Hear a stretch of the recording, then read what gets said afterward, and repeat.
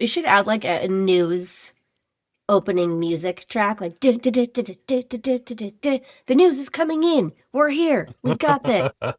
Yes. Professionalism.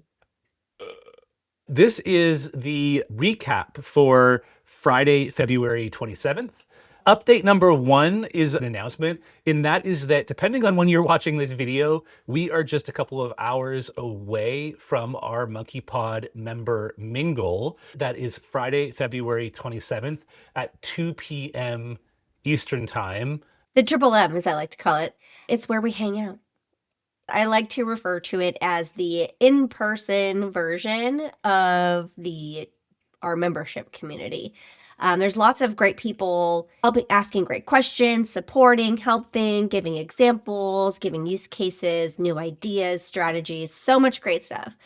But there's some like really funny moments that happen in there too. Even it's so beautiful how even in threads, like people's humor and jokes and joy can come out even when we're talking about like your business tech stack. So it's a really great chance to place the face to the name and get to know each other. The Zoom link is available inside of the Grove, the member-only Facebook area. And I also have a text messaging list just for members who want to know when we are about to go into one of these types of events. The next item for our Friday recap is that we did drop a new blog post back on Tuesday. I was scheduling an email broadcast to a HighLevel audience recently, and I noticed that I was able to decide upon scheduling if I wanted the list to be locked at that moment, or if I wanted it to continue to be dynamic, meaning like if more people meet the criteria between scheduling and sending, if I actually wanted it to continue dynamic all the way up to the point of sending.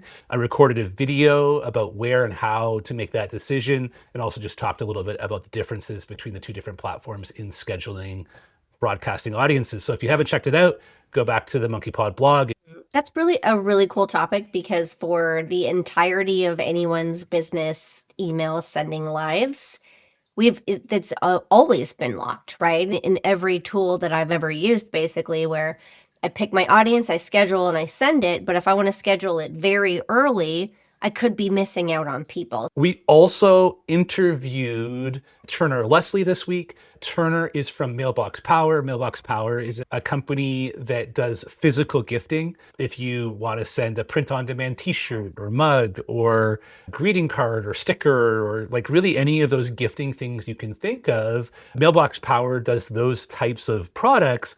But what I found really interesting about them when we met them was that you can integrate it directly into your CRM system. So you can automate what product gets created and shipped based on where people are in their automated journeys. That episode should drop sometime between today and Monday. So if you're interested in how to automate physical gifts, whether it's from Mailbox Power or any similar company, you'll get some really great insight from that session.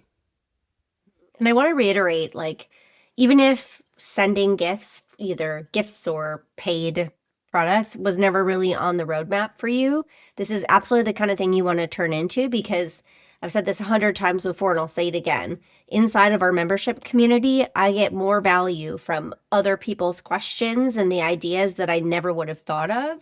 How are things going in the Grove this week? Oh my gosh, it's been a really fun week and like I'm tickled because I got to jump in and come up with something really fun to show people some new ideas and ways to accomplish or solve a problem.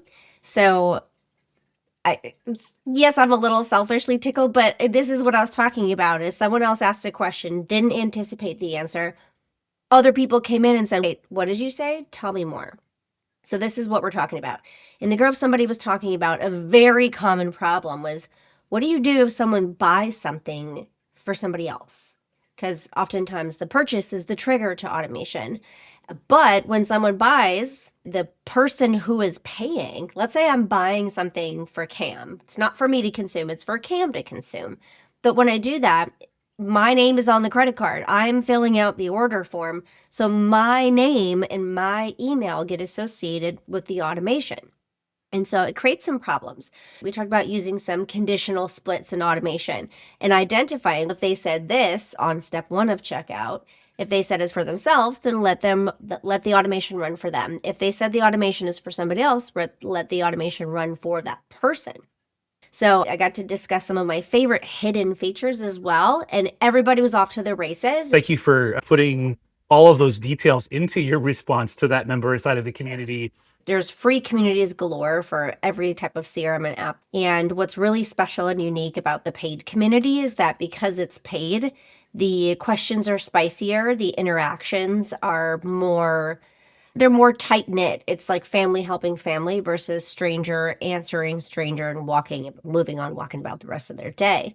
That is the end of our session for Friday. If you happen to be watching this before 2 p.m. Eastern time, we're still hoping to see members join for that member mingle. Otherwise, take advantage of all the stuff that we link below. And we'll see you on Monday. Have a great weekend. Yep. See you soon, friends. Bye.